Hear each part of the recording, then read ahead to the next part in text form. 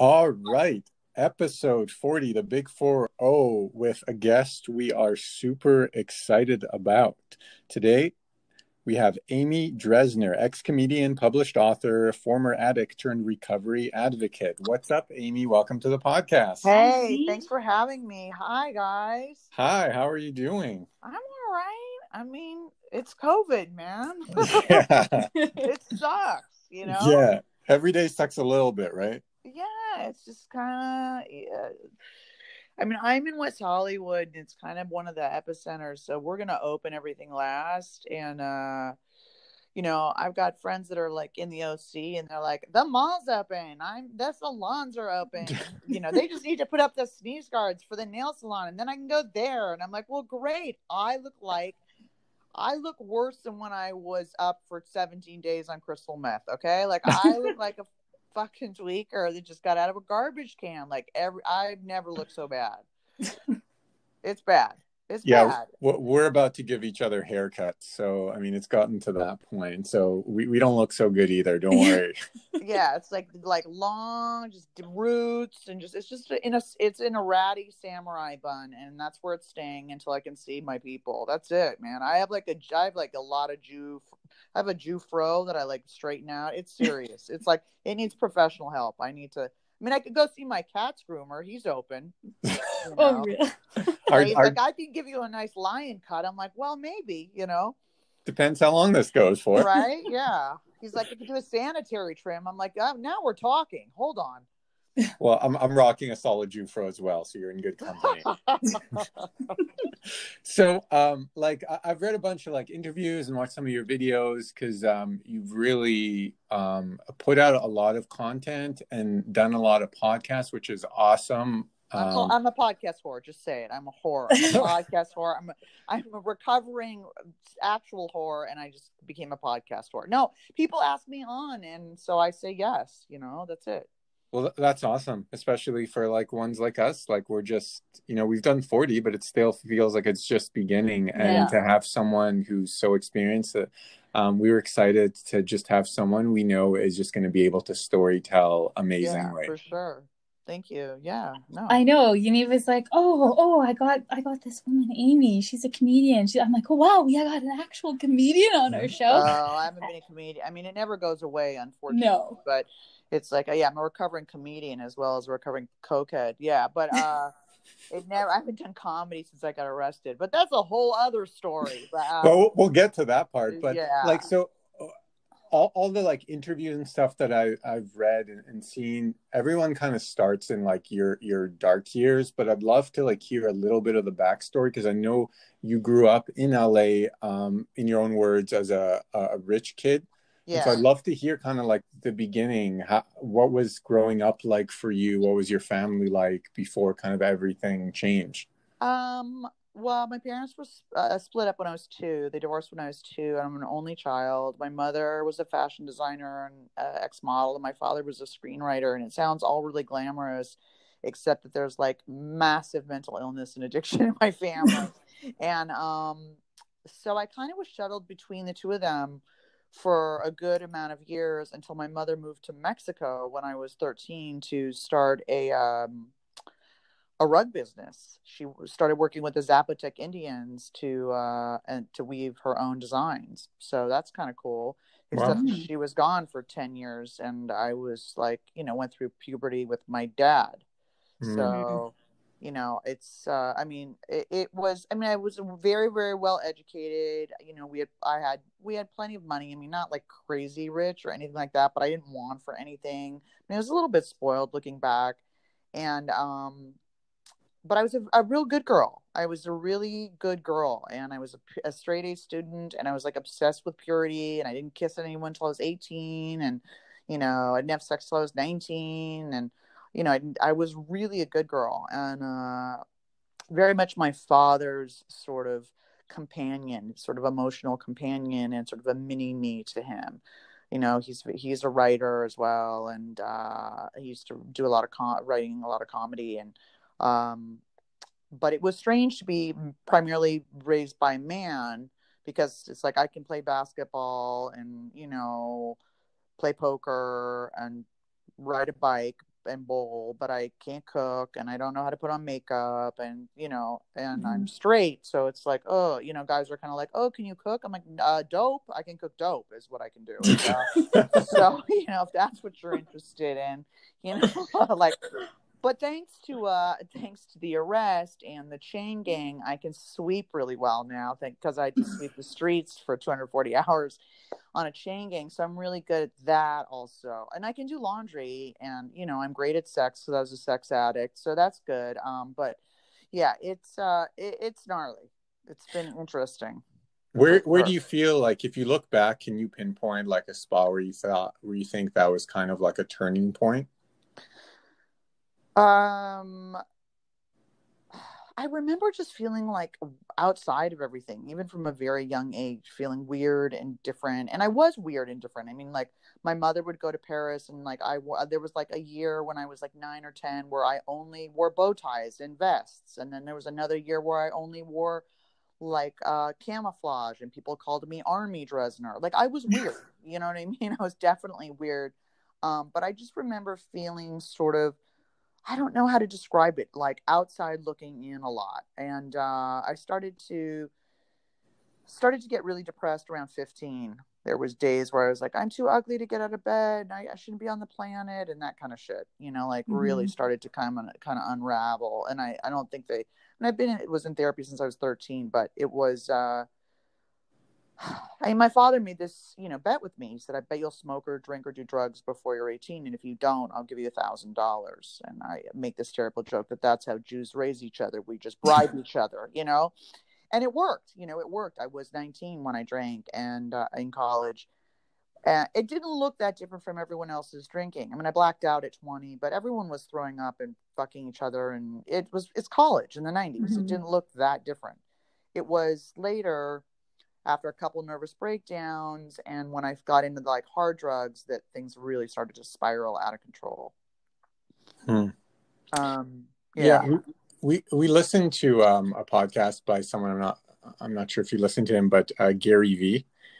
And, oh God, first of all, he is like my idol. I think yes, us too. I love him, and I love that he swears, and I love him. Yeah, he always preaches that like the richest people are some of the unhappiest people you ever meet, because they often don't get credit for their accomplishment. Did you feel that? Did you have this kind of... Yes. What I found was that because everything was given to me, I had absolutely no self-esteem, and I had no pride because I hadn't done anything. You know what I mean? It was all given to me. And so it's a sort of it's an empty type of wealth. And so, when you don't have to do anything, then you become kind of crippled because you don't know how, and then you're afraid to, and it's this horrible cycle. And so, I basically blew through my trust fund on going to rehabs basically, and psychiatrists and weird clinics in Tijuana, that were like, we're gonna, we attach this thing and we put amino acids in your vein, and then you no longer a drug addict. And I was like, awesome, you know what I mean? And of course, there's people there that have like MS and like cancer, and they're like, what are you here for? And I'm like, I can't stop shooting cocaine. They're like, okay, so I felt like a real asshole at that clinic. But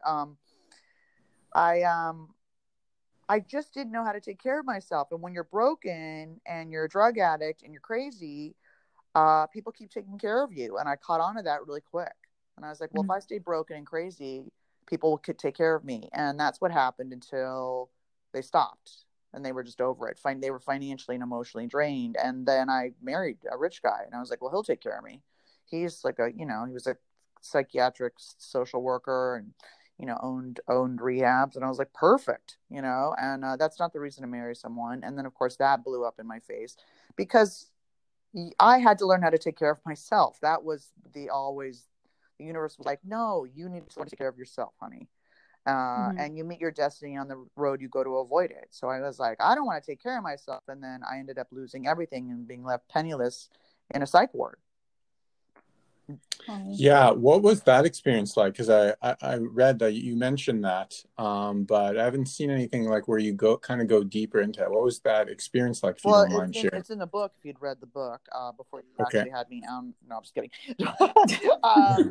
Well, I've been in the psych ward 4 times. Don't get too excited. I know it's real. I always make sure to put that on a dating profile. It's I've been 5150, which is when you're put in a psych ward against your will because you're a harm to yourself or others. It's weird to me that they put depressed people in the psych ward because it is the most depressing place on the planet. It's it's gray walls and no windows and people who think they're Thomas Jefferson and terrible food and a lot of puzzles, and it's really awful. So like you don't get better there. They just sort of lock you up for a couple of days until they're sure you're not going to do something stupid. But that was definitely a low point for sure. Did you feel like coming in as someone who had, like you mentioned in an interview that I read, that, you always had daddy's money to fall back on. Did you feel like you were judged for that, even amongst other addicts, that, you didn't? No, because later when I went to treatment, there were kids way richer than me, and those are the kids that die because there's no bottom. They just their parents just keep hiring big lawyers. They have endless amounts of money to, buy drugs. They have endless amounts of money to get sober companions, to just circle through. And those are the kids I've seen that really die. When I finally, I had times that I got sober for like a couple of years and then I'd relapse, and a couple of years, and then I relapsed. And what really shifted for me was when I had lost everything. When it was me on Medi-Cal disability, Jewish American princess on Medi-Cal disability, sweeping the streets for a criminal conviction, going through a horrible divorce, living in a sober living for 2.5 years, sharing a room with a girl. And I was like, here you are, bitch, 42 years old. Welcome, so much for your magna cum laude shit now, and it was then that I was like, oh, no one's going to save you, honey. It's you. You need to make your own way. You need to fix it. And I really kind of woke up and had a big shift. And when I was sweeping the streets, I was feeling really sorry for myself. It was like me and like 40 Mexican guys, and I've done this joke, but it was, I showed up and I was like, really like, oh my God, these people are criminals. Like, what am I doing here? And they were like, it's like 40 Mexican guys in black hoodies. And I was like, fuck. And they're like, what you here for, Weta, huh? I'm here for a DUI. What you here for? And I was like, oh, I'm here for felony domestic violence with a deadly weapon. They're like, oh shit, So it became really clear to me I was the criminal. I was there for one of the very few people there for something violent, and I had more time assigned to me by the court than anybody else. So I was like, oh honey, you're the criminal. And everything flipped. And so remember one day I'm sweeping and I was just like, God, fuck, this sucks. And like, this is not where I saw my life going. And my lawyer sucked. And my ex shouldn't have called the cops. And he's a pussy. And poor me. And I went, and then I had this epiphany and I just went, wait a second. Like, this could be the best thing that ever happened to me. Or it could be the worst thing that ever happened to me. And it's my decision. Like, I'm at this crossroads and I could be, bitter about it, or I could really say, hey, maybe this is like a lesson dressed up as a horrible, in this horrible outfit. Like, this could be the best thing. If it didn't happen by accident. It was all of my actions that led me to this consequence. And it was like, well, maybe I need to learn things. Maybe this is exactly where I need to be. And so I was like, okay, I can learn a work ethic. I can learn humility. I can finish what I start. I shifted my framework around it and I really embraced it. And it changed my experience of what community labor was for me. Everyone else was really pissed off about it. And I really saw this as my transformation, and that's exactly what it became. I was almost happy. There's one scene in the book where I'm like sweeping and I'm like singing. People are like, how high is that motherfucker? Like, what's going on? Like, we're sweeping like human poo. Like, people, it was bad. No one talked to us. Like, nobody talked to us. We were criminals. We had shirts on and people would not say good morning, except for like drunk homeless people who were like, morning. I know it, I know it sucks, but it beats the pen, and it's like, they know what we're here for. And then there was like some dumb shits who thought we were doing like environmental work, you know. They're like, I love the environmentalism you're doing. Oh my God. Like, how do I become part of this and clean up the environment? That's so wonderful. And I was like, you just pull a knife on your ex-husband and like you too can sweep leaves and poo. So. And where did you go from there? Like, so that was the mental shift, and then kind of how did the rest come about? I had started writing for an addiction recovery magazine called The Fix in 2012, and so I think I got arrested. Yeah, I got arrested in 2011.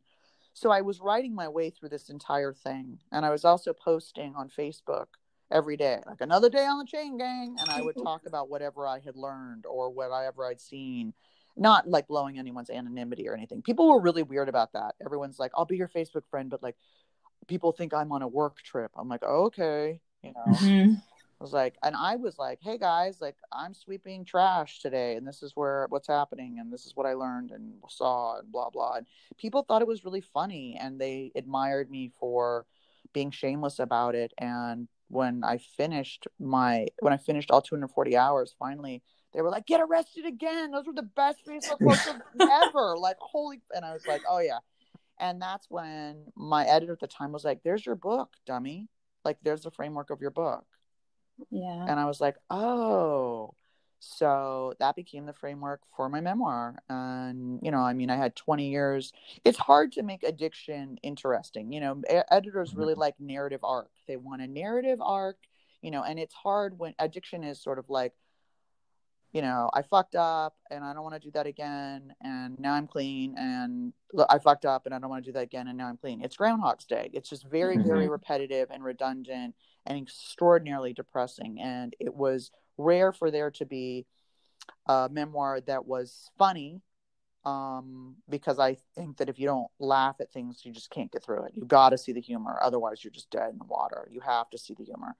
And, that was also framed this way. And also it was rare for a woman to write an addiction memoir where she was the perpetrator of domestic violence, where she was an IV drug addict, where she was mentally ill and a sex addict, you know, and I haven't had a date since the book came out. But I have saved souls. I have saved so many souls. So who cares if I ever get laid again? I brought many people into the fold of recovery. No, so I really laid it all out there, and I just thought, I'm not alone in this. I know other people have experienced this, and behind all of those behaviors is feelings of loneliness and depression and self-loathing and, you know, all of that kind of stuff. And I just, you know, for me, I wanted people to know it's not the other. I was the last person that all this kind of should have happened to in people's eyes. And addiction doesn't discriminate. And, you know, and I never thought I'd be arrested or put in a psych ward. That was all stuff, you know what I mean? That happened to other people. That didn't happen to me. Yeah. And so. And when your memoir came out, was the feedback that you got, do you feel it was stronger from other addicts, from people who maybe hadn't admitted to themselves they were addicted, or people who hadn't experienced any of it? Well, I don't read reviews because my father told me don't ever read the reviews, because you'll, you know, if they're good, you're going to think you should win a Pulitzer Prize. And if they're bad, you're going to want to throw yourself out a fucking window. So, the people that reached out to me were mostly addicts, and they were like, thank you for giving me hope. Thank you for keeping it real. Thank you for telling the truth. Thank you for making me feel less broken and less alone, and like making me laugh at stuff that I felt ashamed about. And I was like, fucking mission accomplished. You know what I mean?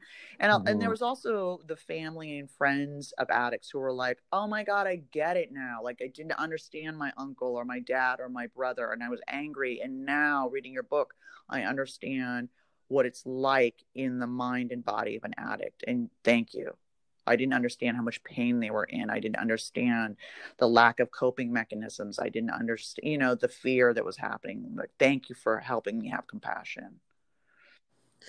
And then from there, now we're in the situation of what the world is now, which is usually where we start these kind of discussions. But now that we have more context, what's it been like for you these last three-ish months? Kind of what was your journey from the beginning of these 3 months to up to now? It's been really frightening. I am on what they call the Corona coaster. I don't know if you call it that. So it's like I'll be okay for a couple days, and then I just like cry. Like the fourth day I cry, and then like 3 days I'm okay, and then the fourth day I cry. I've been sleeping a lot. I have stayed sober.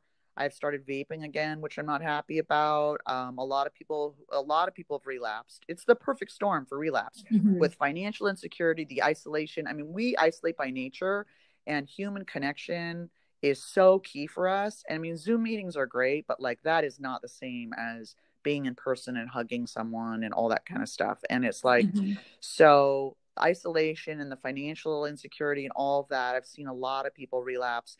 And then the people who are staying in recovery are like eating their way through fucking COVID. You know what I mean? We're like eating and smoking our way through COVID. That's pretty much what's happening. And I think this is an unprecedented time, and you've got to kind of give yourself a break.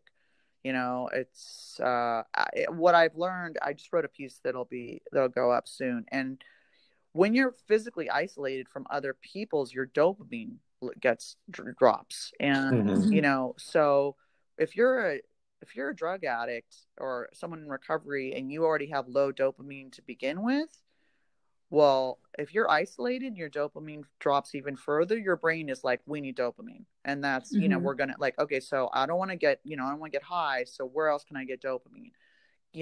Candy, sex, cigarettes, shopping, whatever, I mean, sex, I'm not even doing that. I mean, I'd like to find someone who could cut my hair through a glory hole in a fucking hazmat suit. Fuck sex. You know what I mean?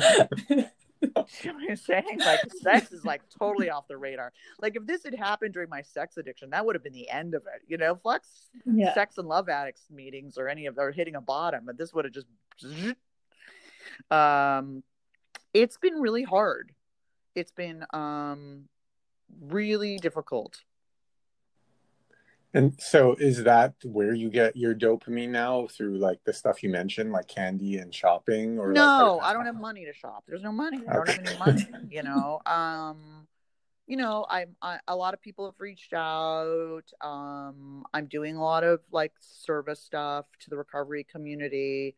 I don't know where I'm getting my dopamine. I mean, I'm probably not getting enough. I'm trying to exercise. I'm really struggling with the nicotine thing, on and off and on and off. When I'm upset, I don't really eat. I kind of shut down. So when I get stressed out, I just kind of shut down and I take to my bed. And everyone's like, that's why you look, 20 years younger. I'm like, yeah, well, it's like I'm asleep all the time. That's why I'm like asleep all the time. But I also have epilepsy from crystal meth. So I'm on some pretty heavy duty epilepsy meds, and they make you tired. But that's anyway. And I'm lazy. I'm also lazy, and I like to nap. Fine, fuck it. I like to nap. I like napping. It is a way to just tap out. Like, you just go, hey, you know what? I can't fucking deal. I'm unplugging.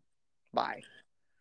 Well, some of the stuff that I've read, I've really loved kind of how you're approaching some of what other people are doing. I have to read this excerpt from something you wrote recently because it's legitimately my favorite thing that I've read about this pandemic. So if you don't mind, I'm just going to read a little piece here. So I hear program peeps being all like, I choose to have faith and be positive. I'm not worried about it. Speaking about Corona, obviously, while they do things that the CDC has warned us not to do. Okay, magical thinker, I'm all for being positive, but let's wash our hands and not hang out in big groups. As the Russian sailor proverb goes, pray to God, but row to shore. Yeah. Which I just thought is like the most amazing proverb. And just like, if it became part of our lives, pandemic or not, we'd be in such a better place. Well, yeah, that's, I think, a problem with, hardcore AA fundamentalists and religious people. It was like, even that pastor's like, God's going to protect me. I need to tend to my flock. And then like, fucking, he's dead from COVID. Like, that worked out well for you, buddy. But, what I see is a lot of God's going to take this away. God's going to take away my addiction. God's going to take away my character defects, blah, blah. And for me, that's like, again, as an addict, I want someone to do it for me. I want a pill to fix it. I don't want, you know what I mean? I don't want to do the work. And what I have learned in recovery is no one fixes it for you. Not God, not your sponsor, no, you do it. It's by taking contrary action over and over and over again that you're creating a new neural pathway in your brain that becomes your default mechanism. And you're basically rewiring your brain through action, period. That's it. Yeah, I was going to say, I can't relate to that more. It's the same. When I was a teenager, I too suffered from severe depression, and I was uber religious. And that's actually how I became an atheist, was because one day I just stopped praying and said, I have to get out of this on my own. Like, no one's going to save me. Right. Yeah. It's a very, like, it's a sort of, I think it's a weird victim mentality, but I also feel that I understand, you want to think things things happen for a reason, and like God's got your back, or the universe has your back. And it's like, it definitely brings your anxiety down if you're like, hey, universe isn't going to drop me on my ass and blah blah. And I have a certain amount of that, but I also think that there's a righteousness in the fact that, like, well, God took away my alcoholism, and it's like, well, other people are like dying, but what about that guy? He didn't care about that guy. Yeah, that guy died, but he took away your okay. I mean, that's just a weird sort of righteous thing that I think is yucky, and I don't like that. So and with depression, yeah, I mean, I have to force myself to go to Zoom meetings, to write, to get up and take a walk. And, and sometimes I'm better at it than others. Sometimes I'm like, oh no, can't do it today. Not happening today. Is that just the muscle, you think, that you work, or was there something that kind of changed that for you, that you were able to do it more often than not?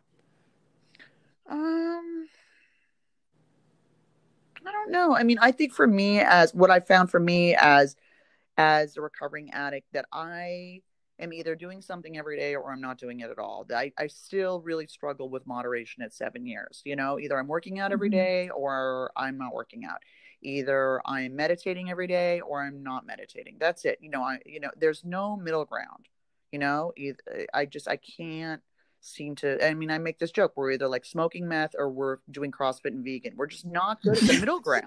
We're just not, and it's like, we're extremists, even when we're extremists in sobriety and in purist stuff. I think that even people who get sober and then like are like, I've got to get like uber sober and not even be on psych meds and not eat gluten. It's like, calm down. You know what I mean? Like, so yeah, I mean, it took me years and years and years and 7 rehabs to figure out that I couldn't listen to my feelings, that my feelings would always tell me, go get high and fuck this and poor me and, whatever. And that I basically had to just take the action. I had to take action no matter how I felt, and that the action changes your feelings. And that is actually neuroscience. It's bidirectionality. You can change your feelings and your thoughts through behavior. And that's really hard when you have big feelings, because it feels like your big feelings it's the truth. That's it. And I can't do it, and it's like, it's not that you can't do it. It's that you're not willing to do it. Yeah, that's such a huge point. And we actually, like, our son's only 6, and still I've been talking to him about it for years already, that like your brain sometimes will tell you things that are not the right thing. Absolutely. And like, it's especially if you have mental illness or addiction, and that's the whole thing. It's like, so yeah, you're just gonna have to go, I run it by someone, hey, my brain's telling me this, and everyone's like, that is a terrible idea. I'm like, oh, okay, and usually, or I have impulse control problems still. It gets better, but I'm like, just wait 20 minutes, Amy, and still, if you think it's a good idea, you can do it. You can send that text, you can send that email, you can blah blah blah, just let's wait 20 minutes. Yeah, that's so huge. Right? Just that pause. And it can be really hard. And it's like, and that was what I tell people who are trying to get sober. It's like, when you have the urge to drink or use, just buy yourself 20 minutes. Like, watch Trial by Media, watch Tiger King, take a bath, take a walk, jack off. Like, I don't care. Buy 20 minutes. And because the urge to use will pass whether you use or not. But if you use, and if you're an addict, it opens up that horrible vortex inside, and then you're like on this bender. You've just totally fucked up your biochemistry, and the craving is on, and it's gnarly, But it took me Yeah. a very long time to figure that out. Like, it's okay to be uncomfortable. That's okay. That's life. Yeah, and I think it builds that muscle too, right? That like just taking that 20 minutes is like, okay, I don't have to react immediately. Like I'm starting to build some space in my brain. Exactly. And just, I mean, how many times have you like gone, oh, I just don't feel like doing that. And then you do it and you're like, oh my God, I feel so much better. Like I want to do that every day. And then the next day comes, you're like, I can't, I don't want to do that again today. You're like, yesterday I felt great after. Don't you remember? Like we don't remember. Yeah. So no. yeah. I mean, I have a virtual trainer and he's like, I'm like, I don't feel it. He's like, shut up. I'll see you on Zoom. And I'm like, oh, okay. Thank you. It's like, God, stop whining. Yeah, it's strange how our brains does that, right? We're just like wired to just like take the easiest path of least resistance, no matter what it is. Yeah, for sure. I mean, I don't know where exactly that comes from, but I try not to listen to that, and I try, the thing with being a writer is you have to, a freelance writer now. So the books come out, we're writing up we're polishing the pilot, and we're gonna, that's being developed for a TV series, which is super exciting. And but I'm a freelance writer, and and I'm a speaker, and you have to do, you've got to write the piece and send it in and pitch ideas to get paid. Right. And with speaking, I mean, that's something that is, well, now I don't know where that whole world has gone, because now, no, you can't fly anywhere, you can't be around anyone. That whole speaking, I mean, my agent was Gary Vee's agent. I was like, perfect. So Oh, wow. I was like, yeah, but like the speaking thing is dead now. Yeah. And no one knows, like, what do you pay someone to speak on a virtual thing when you're, because I'm in my sweatpants in my bed. No one knows that, but it's still my time, and it's still energy. But do you see that growing at all though? Like, is it becoming more of a thing now to do a lot more virtual talks? Yes. I definitely see that coming. I've been invited to a bunch of things, and I've got a bunch of things coming, and I don't know, there were things that were scheduled for September, and whether things will be cleaned up enough by then to even travel, I have no idea. But there's other ones that are virtual that have already been booked, and I'm like, yeah. But it's not the same. I mean, you feed off the energy of the crowd and seeing people's faces, and it's not the same when you're speaking into a computer by yourself. It's just not the same when then you can get dressed up and you can, be in front of a microphone. And even though it can be terrifying, I've always had horrible stage fright, even when I was a comic, there's an energy and there's a connection that happens in person, reading the room and just being connected and that's lost virtually. Yeah, for sure. You said even before COVID, you were a pretty big catastrophizer, that you thought like every headache was a brain tumor, every cramp was pancreatitis. That's come since I got sober. Like when I was, I would shoot coke and have a seizure and be like, no big deal, shake it off, I mean, there's the thing, I was like, that, okay, obviously that's some strong coke. Let's just put a little more water in, no problem, and then I would shoot coke and have like another seizure. And instead of going, hey, you shouldn't shoot cocaine while you have epilepsy, Amy, or shouldn't shoot cocaine at all. I was like, oh my God, like shooting cocaine is like a high impact sport and I need to wear protective gear. And I shot coke in a bike helmet. And that is completely true. Because I was like, I don't want to crack my head open, but I want to get high. Right. So I was never sick when I was using. Never. Now that I've been sober, everything, like I'm sick. I'm notorious for being sick. Everyone's like, you're always sick. You have the shittiest immune system. I'm like, thank you. Like, what do you want me to do about it? So I'm always sick. Every single headache is a brain tumor. Yeah, everything's cancer. Yeah, always. Everything's a stroke. Wherein before, when I could really be giving myself strokes, I didn't even think about it. I mean, I was younger, but seriously, it was not even in my mind. Yeah, well, Michelle here will attest that that is exactly me. That like I especially now with COVID, like I sneeze one time, even though we haven't left the house in a month, and it's like it's over. Oh yeah. I've had that. How do you deal with that anxiety now? Yeah, like I dry cough, like I had a chip caught in my throat, and I was like, it's a dry cough. do I have a fever? And I like go over to my roommate who's stuck here, and he usually lives in New York, and he's just like, oh my God, you don't have it, like stop. It's allergies, relax. Yeah, he's just like, oh my God, you don't. I'm like, we need to get a thermometer. But how do you deal with that anxiety now? And like knowing that that's part of your process, how do you kind of talk yourself off the ledge? Well, we've been really, really careful. We're not seeing anyone. We wipe down all our groceries. We wear masks. We wear gloves. And you're talking to someone who, boned strangers without protection. And now I'm like, have rubber gloves and a mask on and go to the market. Like, I'm like, okay, like I see a change here. I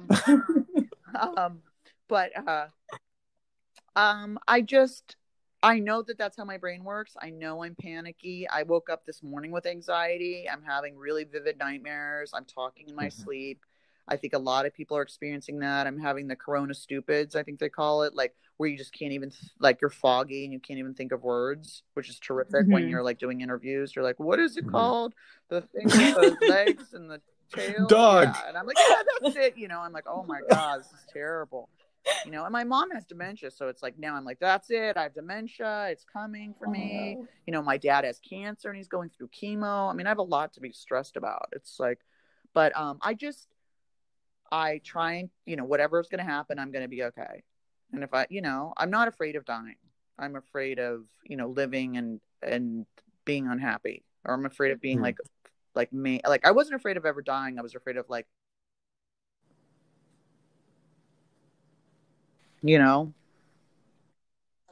sorry, I'm not afraid sorry, of, you cut out there for a second. I'm not afraid of dying. I was never afraid of dying when I was using. I was afraid of that I would fuck myself up and like be brain dead or be in a wheelchair or something like that. Right. Do you have advice for kind of newly recovered addicts who their anxiety might even be higher and kind of don't have the systems in place that you do living through this right now? Yeah. I mean, you're talking about active addicts or at people in recovery? I would say people in recovery, like new to recovery. New to recovery right now, and but God bless them. What a brave time to get sober. Like Jesus, the whole world. I mean, alcohol sales I saw in Nightline were up 479% just in like March alone. I mean, everyone's just like watching porn, eating, like smoking pot and drinking themselves. Like the quarantinis are going to morph into like a whole new wave of alcoholism that we're going to see. But like, everyone's like, it's it's morning drinking. I'm like, that's called alcoholism, motherfucker. Like, I don't know what to tell you. Like, that was that was right before I went into rehab for the second time out of 7 times. But I think there's an enormous amount of support online. There's a zillion groups. There's a zillion Facebook. There's a zillion sobriety support meetings. And that to me is really helpful. Connecting with other people in recovery, is helpful. Knowing that you're not alone. That everyone is terrified right now. That this is going to pass, and that if you are acting out in other ways, that's okay as long as you don't pick up. It's like this is unprecedented territory. It's terrifying. It's really scary. And so I just think that trying to get outside, and just being connected. Like I am part of Laura McCowan's The Luckiest Club, and I lead a meeting on Friday nights, and it's like 500 people. It's crazy. We do topics, and I have speakers, and it's not AA. It's just sobriety support, and like all modalities are welcome. And I think that that's really the way things are moving, and the way things are moving for me, which is getting everything under the same tent of recovery. Like, who cares if you do refuge recovery or yoga with a goat or, you know what I mean? Ayahuasca. Like, who gives a fuck? Like, like however you get there, awesome. There's no room for fundamentalism or infighting right now. Too many people are dying. So I'm really about like, whatever works for you, that's great. And how would your advice be different to people who haven't gotten over that step, who are still using and are just kind of maybe waking up every day being like, this has to be it, but it hasn't been so far? That's the weird thing about recovery is like, we don't really know what makes it click for certain people. Certain people roll into like AA on a court card for a DUI and have absolutely no intention of getting sober and stay sober for the rest of their lives. And then there's other people like me who get thrown into rehab after rehab and keep relapsing. So we don't know what that click is. It's different for everyone because some people have trauma and some people have mental illness, and some people, there's a huge spectrum of addiction. You know what I mean? Some people have to lose everything before they get it. And other people have a little wake up call and they're like, I got it. Like, not for me. I got to stop. You know, I guess, you know, people say, well, you know, you've got to be ready. Do you? I mean, I don't know. I mean, I guess, I mean, I have a friend who's relapsing now and he just keeps saying, I just want to do it one more time. And I said, that's how we all feel, honey, forever. You know what I mean? Like if I could, you know, be high every day, all day and not have it completely fuck up my life and my brain, I would do that. Like anyone who's like goes into recovery and is like, I hate drugs and alcohol. It's like, that's bullshit, you know? But I think that, it's in one way, this is the best time to get sober because you're not missing anything. You're not missing any clubs. You're not missing any parties. We're all in fucking rehab. We're all in lockdown. We're all in the psych ward. You know what I mean? You're not missing anything. There's nothing to do. Yeah. At the same time, the lack of human connection, the isolation is terrible for us.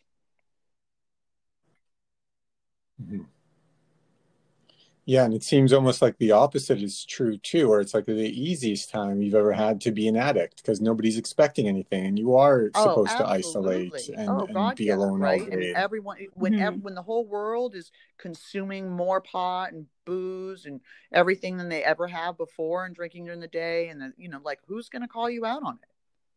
Who's going to even see you if you're in your house? Like we're great at isolating. That's like I mean, I could teach a class in isolation. Like, fuck, I did that for 20 years. Like, we know how to do that. And now we're being told to do that. And it's really hard because that's our natural state is to withdraw and isolate. And it's really bad. It's the worst thing for us. So it's a very difficult, I think people who get sober right now are incredibly brave. And I know some people, and I don't, you know, I don't know if it was me, would I just drink through this and then like get sober after? Maybe. I mean, I don't know. You know, I think it's different for everybody. Some people still have jobs. Other people don't. People have children. I mean. Yeah, if you don't mind me asking, are you at a point in your recovery where that's not even an option, or are there days where you're like, man, it would be so easy to just have a couple of drinks? I mean, I did that experiment so many times with every single type of drug there is, and even drugs I hated. I was like, well, I won't do this every day because I don't even like it. And then I'm like, you know, I'm like, oh, I just like to feel different. Got it. Okay. You know, I'm I'm high on this and I hate it every day. Okay. You know, so, no, I'm very clear that I cannot do it at all. It's not even something that I consider.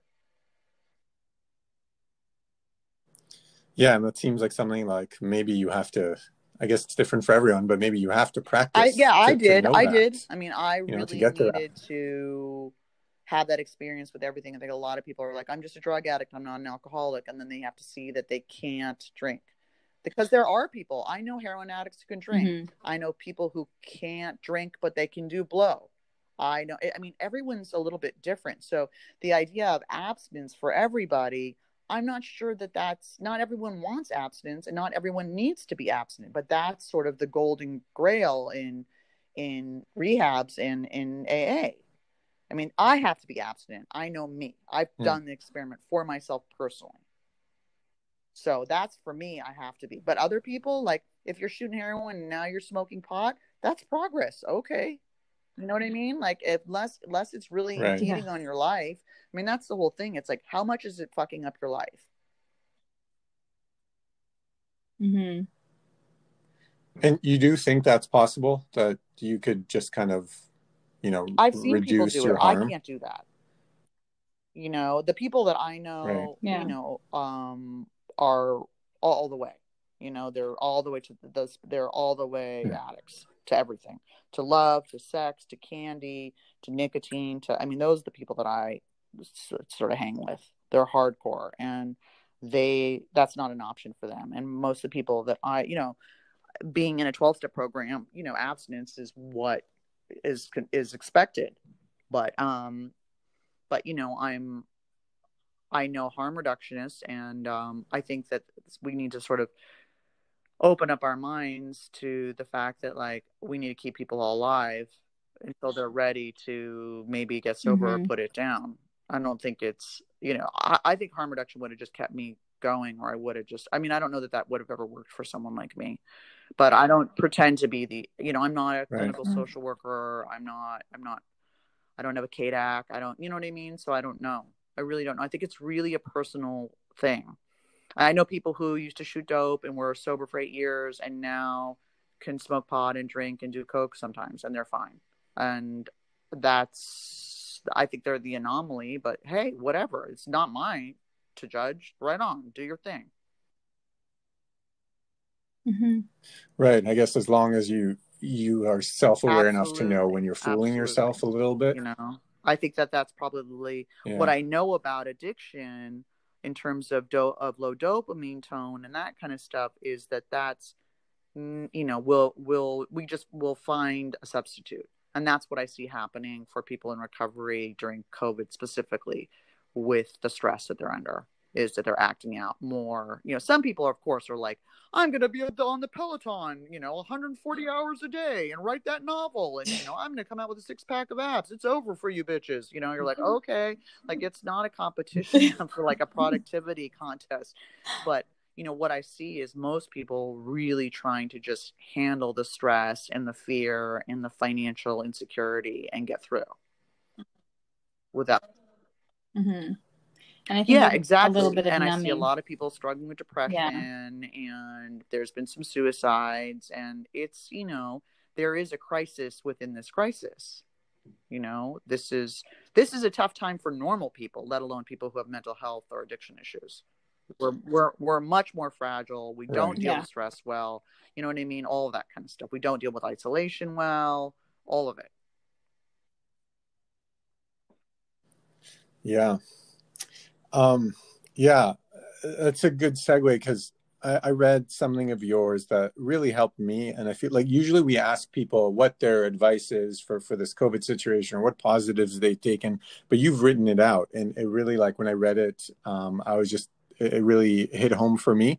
And so if you don't mind, I just want to read a little part from your recent article on thefix.com. So it says, if you need help, financial, emotional, some dried noodles, whatever, ask for it. Stay on your meds, do virtual meetings, call people, stay connected, be empathetic. Getting loaded will not help anything. There's no current escape from this, which I thought was really powerful. Do self-care, whatever that looks like. Don't bang a lot of people. Cut yourself some slack. This is new and terrifying for all of us. Most importantly, be kind. This can either tear us apart or bring us together. I mean, this is the time where we need to role model kindness. Like, we're so disconnected from each other. Even when you walk and there's someone else with a mask and now you've got to cross the street, just to even say hi or wave, or, you know what I mean? All of that kind of stuff. Being kind to the people at the grocery store. Like, someone helped me at the supplement section. He was so lovely, and I was so stupid and obnoxious and silly. And it was like a feminine thing, and it was a straight guy helping me with like a supplement, and he was like, I mean, I'll just tell the story fine. He was like, we were at Sprouts, and my roommate, who's gay, who's very sort of like, he's not like me at all. Okay. So he's embarrassed by me and sort of just like, what is wrong with you? Like, he's younger than me, and he just thinks I'm like really immature and weird. And so this guy said, you're in the supplement section. Hey, do you need help with something? And I said, I need help with my pussy. And my roommate immediately walked away. He was just like, oh my God. And he was like, talk to me. Like, what's going on? And I was like, I don't know, bro. Like, it's not right. It's like an aquarium down there. Like, something's not right. And he was like, well, some people are into that, girl. And I was like, and it was really, and he was so funny. We got a probiotic, and I was like, this is so embarrassing. He's like, don't be embarrassed. Like, I used to buy tampons for my 3 sisters. Like, you're good. And he was so cool about it. And I wrote to Sprouts and I just said, hey, I wanted to let you know that this person helped me and they were amazing and they were laughed at my terrible jokes. And it was a really embarrassing situation. He handled it with grace and he gave me a lot of time. And they gave him, like, they rewarded him. He was like a new worker for them. And then when I was in there the other day, I was like, hey, and he goes, thank you so much for that. That was so cool. And I just thought, think about how easy it is to call and complain. How often do you call and say someone was awesome? Mm-hmm. Yeah, and Michelle does that here, and I'm always like, you know, you're such a better person than I am, because I would only complain. I would never like think to like, wow, like send an email saying this person was amazing. From Sprouts, they called and emailed me. I cried every time. They were like, thank you so much for telling us that he was such a great, and I was like, I like bawled every single time. And it was like, so I just think that like, even someone held the door with their elbow for me. And I was like, thank you. And I just, you know, just being kind to, you know, just being kind to people right now. Everyone is scared. Everyone feels isolated. Everyone feels alone. And it's so easy to pit other people as the enemy.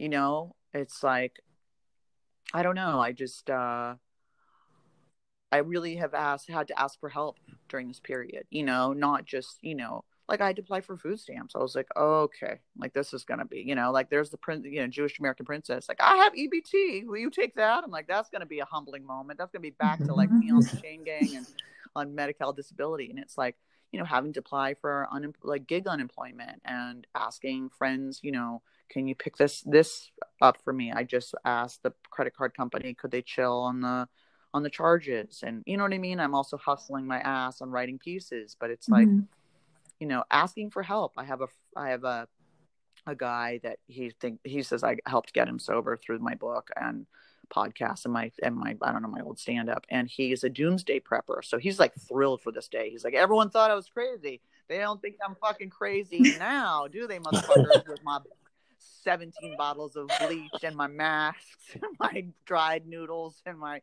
you know what I mean, my hand sanitizer. And he sent me 3 packages and he dropped me off a bunch of stuff today. And he's like, you saved my life. You got me off meth. Sometimes I drink or smoke pot, but you got me off the hard stuff, and I will forever be grateful. So it is no problem to send you hand sanitizer or send you some masks or some gloves or some, you know. Yeah, like Gary Vee says, karma is practical. And I really, that's weird. You know, people don't like to help each other, especially they didn't do it in the comedy world. They don't like to do it in the writing world. Like, I'm always someone who's like, you know, introduces people to my agent and blah, blah, blah. And, you know, there gets also to a point where you have to set a boundary where you're just like, oh my God, you know, but at the same time, there's enough pie for everybody, and someone opened the door for me. And so I have to open the door for other people. Yeah. I'm a believer. I'm a true believer in that. Yeah, I mean, there's nothing we need more than kindness and empathy right now. It's easy to be mean and selfish. It's hard to be kind and patient and compassionate. That's way harder, you know. It's funny because Tom Brokaw spoke at my graduation back in 1991, and he said it's easy to make a buck, but it's hard to make a difference. And my dad goes, hey, you found the opposite to be true, Himes. You found it easy to make a difference and hard to make a buck. I'm like, okay, Papa. All right. Okay. Thank you. Well, you've definitely made a difference with everything you're doing right now, and continue to make a difference. And thank you so much for preparing. I've read and watched of yours has just been really inspiring. Oh yeah, it was selfish for me, honestly. It was I just was eating it up, and it was helping me through a tough day as well. And even though I haven't, as you called me out for, I haven't read the book You'll yet. Laugh. But I will. I mean, a lot of people are reading right now too, which is interesting because you can only like Netflix so much before you're just like, oh. And Right. Well, we don't do it either. It's a time thing, right? Like with our son at home all day and then doing the podcast, it's like there's only time to read articles and watch 5-minute YouTube videos. And I've noticed a surge in people who are like, I've read your book. My book's been out for 3 years, and like your book, by the way. Sorry, we're like we have like 5 minutes before this recording cuts off because Anchor has a weird hour limit. So I want to make sure to say, like, your book is My Fair Junkie, a memoir of getting dirty and staying clean, which is on Amazon and through your website. And all your social is just your name, and Amy Dresner, Dresner. Facebook, Amy Dresner, Twitter, Amy Dresner, Instagram, Amy Dresner. It's just pretty,